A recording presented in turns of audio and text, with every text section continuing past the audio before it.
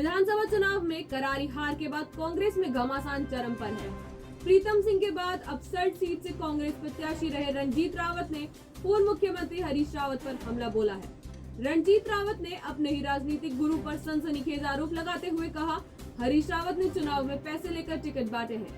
पूर्व मुख्यमंत्री व कांग्रेस चुनाव संचालन समिति के मुखिया तथा मुख्यमंत्री के अघोषित चेहरे हरीश रावत द्वारा चुनावी हार की जिम्मेदारी पार्टी पर थोपने के बाद प्रीतम सिंह के बाद अब रणजीत रावत ने अपने ही राजनीतिक गुरु हरीश रावत पर गंभीर आरोप लगाते हुए बताया कि हरीश रावत नए कार्यकर्ताओं को बरगलाकर बहुत मासूमियत से झूठ बोलते हैं और उनको अफीम चटाकर नशे में सम्मोहित कर देते हैं। वह खुद भी 35 साल से इसी अफीम के नशे में घूम रहे थे।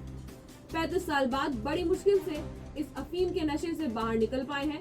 हरीश रावत पर पैसे लेकर चुनाव में टिकट बांटने का सनसनीखेज आरोप लगाते हुए रावत ने कहा कि विधानसभा चुनाव में टिकट दिलवाए जाने के नाम पर उन्होंने कई लोगों को ठग कर मोटा पैसा इकट्ठा किया है।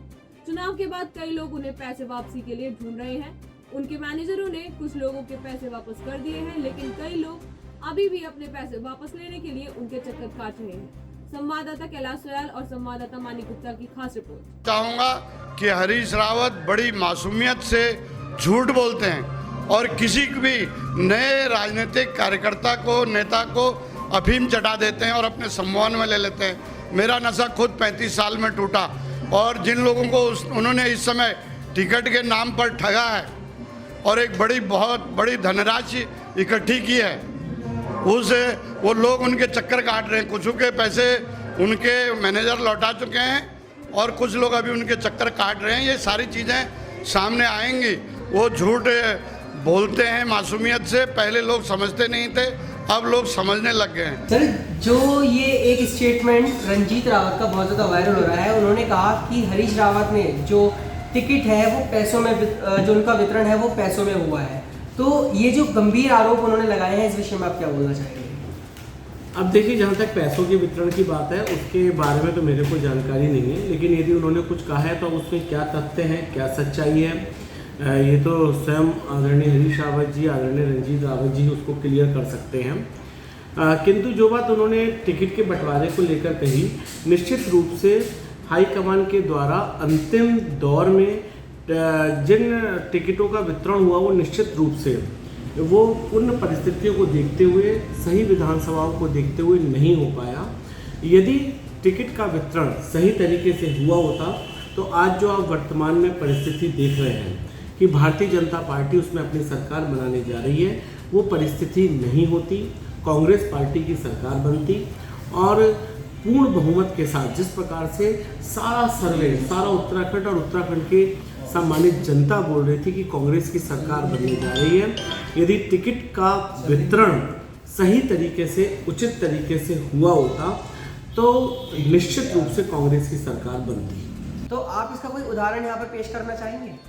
जैसा कि आपने कहा, रावत जी ने भी कहा इस बात के लिए कि सल्ट हुई, रामनगर हुई, लालकुआ हुई, उसके केवल ये तीनों ही सीटें नहीं, अपितु कुमाऊं के अंतर्गत बहुत सारी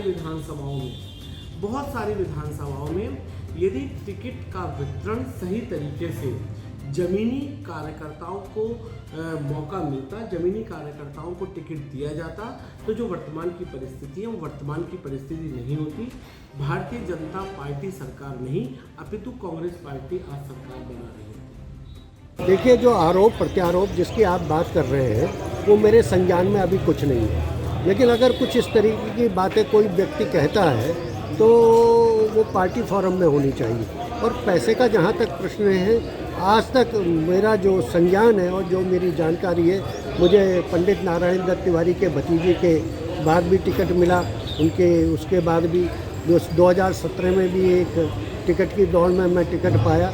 पैसे का मैंने आज तक कांग्रेस पार्टी में प्रश्न नहीं सुना है।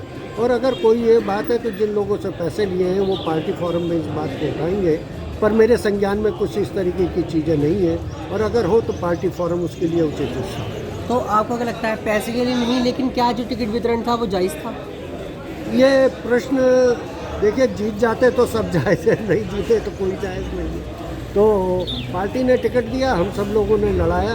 हम लोग बेसिकली कांग्रेस कल्चर के आदमी हैं। और नीति और सिद्धांतों में मानते हैं। तो कांग्रेस किन परिस्थितियों में किसको टिकट देती है ये पार्टी का हाईकमान तय करता है और हमने हाईकमान के फैसले पे सदैव सहमति दिखाई है। लेकिन कहीं ना कहीं लोगों का ये भी कहना है कि जिन लोगों का टिकट जो था वो प्रीतम सिंह द्वारा करवाया गया था, जो उन लोगों के साथ पक्ष में थे, उनका जो था वो कहीं ना कहीं चुनाव जीते हैं। वहीं दूसरी ओर देखें जिन लोगों को हरीश रावत जी द्वारा टिकट दिया गया था, लोगों का कहना है कि वो हारे हैं। मेरे संज्ञान में कोई ऐसी बात नहीं है कि किन लोगों को प्रीतम सिंह जी ने टिकट दिया, किन को हरीश रावत जी ने टिकट दिया।